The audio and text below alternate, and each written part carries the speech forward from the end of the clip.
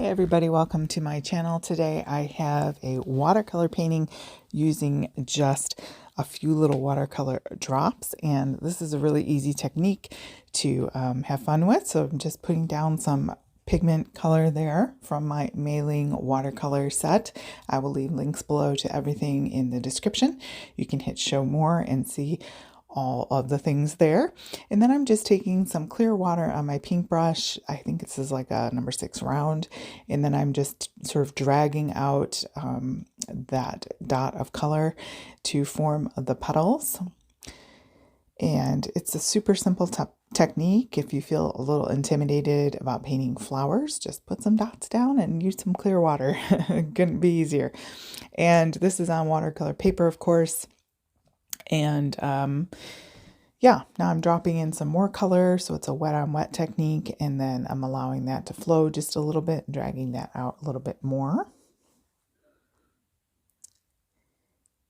And in a little bit here, I'm going to go ahead and let this dry and then go in with some more color and layer some wet on dry. So you get different effects from doing those different things. And then I'm going to come in with a sort of bluish, bright blue color and drop that and sort of let it bleed into the other color. And then in the center, I accidentally got some of that yellow ochre in there.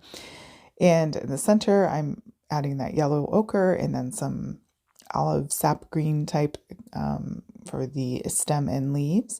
This would make a fun little card background, so you could do some stamping on there and make it a maybe sympathy card or get well soon card, or even a birthday card would be nice. So you could do this on a bunch. You could pre-cut your watercolor paper and do a bunch of these at one time. All right. Thank you guys for joining me. Hit that like and subscribe. And I do hope that you check out those links below. I hope you have a great day.